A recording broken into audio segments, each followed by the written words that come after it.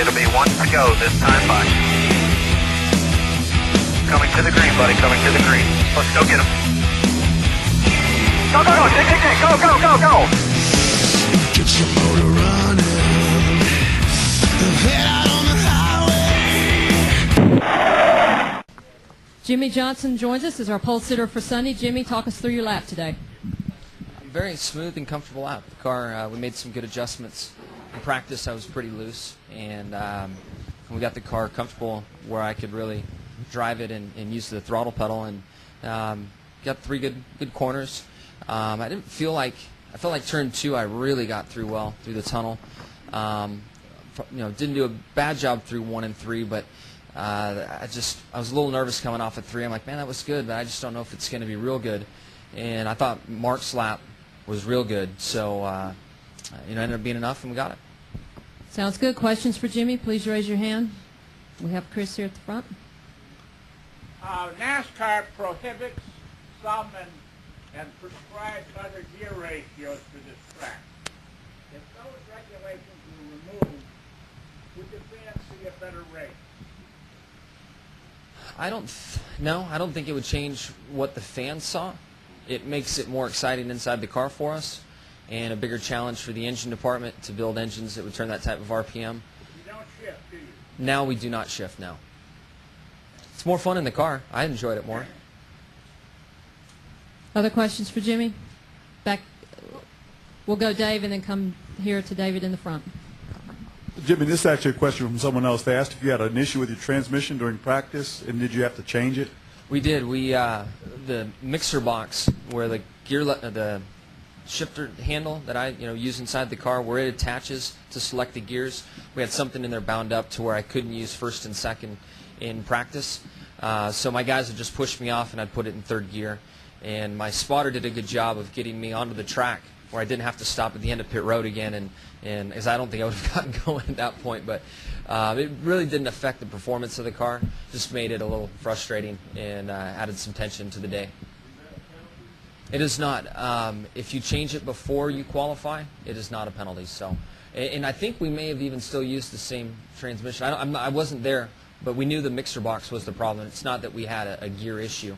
It was the selector. Go ahead, David. At what point does coming back and improving convert into confidence and convert into, I mean, you said last week, before the race, you famously said we're back, but this idea of where you were when you were struggling and having to do all this testing to catch back up, at what point do you say, okay, we can forget that now, we just need to go forward and be who we are and do what we do and win races and get ready for this to defend our championship? Is there a tipping point there? There is. And I feel that from maybe the Pocono race that we had here in the spring, maybe even Michigan, we led the most laps. Right in there, we felt like we patched the holes up in the bottom of the ship and weren't taking on any more water. We're actually bailing water and getting ahead. And one thing I'm very proud of this race team for, and we've kind of learned this through experience and through the years of racing, is that we never want to be fat and happy. We never want to feel, okay, we've got it, we can just sit back and things will take care of itself. With 6 races left before the chase even starts, there's a lot of time for guys to sort stuff out, and we need to keep pushing forward and stay hungry and act like we need to operate like we're a top 5 team and act like we're a top 5 team and hopefully win. We need to stay hungry. That's one thing our team's done a great job at, and I give that credit to Chad. At times he's criticized by his guys for whipping him so hard, but there's a reason for it, and his mindset and my mindset as well. We'll reflect on what we accomplished at the end of the year. Let's stay focused and stay hungry. Travis Brown, USA Today. Jimmie, I guess this stat is 13 race winners from the pole here. Does that stat mean anything to you going into Sunday? Give you a little extra confidence, maybe? Not really. I mean, it sounds good, and it gives me maybe a little something to think of leaving here through the night. Maybe even as the race starts, I'm sure I'll hear it again on watch the television or the radio or something. But once that green flag drops, you just go into what your car's doing and what the competition's doing. And when I look at Casey Kane's win, yeah, he started on the pole, but they had a problem on pit road, and he had to go to the back and drive his way up through the field. So you can pass here. You need a strong car, and I think everybody right now, even though we were having some success here, Casey kicked our butts last time here. I mean, he just flat out wore us out. So I'm going to keep a close eye on him tomorrow, and hopefully we have pace with him. Other questions for Jimmie? Anything else? Just qualifying. Yep, all qualifying. It's tough to change between the setups, and we just focused on the qualifying stuff. Jimmie, Scott Walsh from the Scranton Times. Was the Chicago race maybe a defining moment, a low point, or and because obviously since then you bounced back at Indy and win the pole today. Was that maybe a defining moment for the season so far? From my point of view, I think it was where the fans and media and people outside the garage area recognize the 48 has made some progress. I've just by general comments, a lot of people are like, "Wow, Chicago's a turning point." I think in the garage area and amongst competitors and in our hearts, it was month and a half before that. But I think Chicago really showed everyone that we weren't filling them full of BS, that we were actually making some ground. One thing Chicago did for me was, it pissed me off to lose. To sit there on a green-white checkered and lose the race like that, I'm still kicking myself for that. So it just keeps me motivated, I guess. Tom, go ahead. Jimmie, Tom Jensen, SpeedTV.com. After last week in Indy, after your performance so far here, and this is Kyle's worst track, or one of his worst.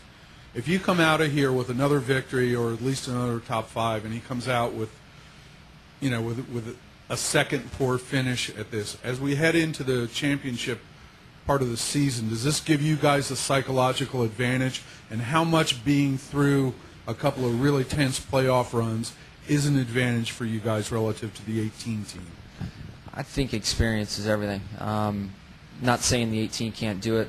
The team, the driver, pit crew chief, those guys are doing an awesome job. They have set a high mark this year. I'm very, very impressed with all of them. It really just depends on times are changing. People are catching them a little bit right now. Even though they're still winning, I feel that we've closed that gap.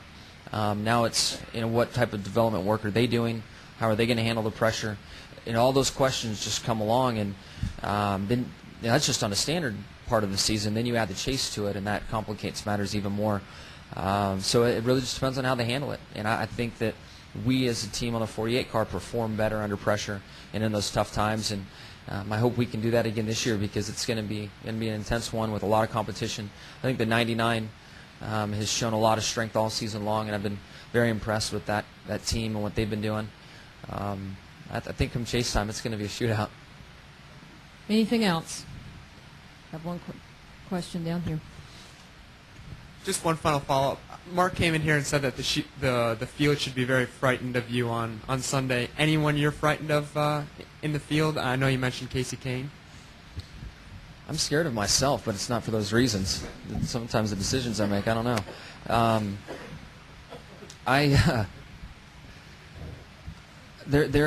I like to be scared. I like to be worried about where we're at, and not having race practice today, I'm not really sure how to evaluate what we're going to do in the race. Qualifying, we did our jobs, but race here is so much different. For one lap here on this abrasive surface, you want to use the tire as hard as you can and wear it out in the course of a lap and have maximum grip.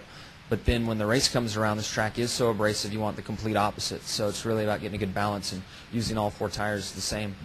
So we'll just have to see. But I would say the 9 had a big margin. He could give back half of the advantage he had and still dominate the race. So hopefully we do our jobs and catch up. Anything else? Anything? Thank you, Jimmie. Cool.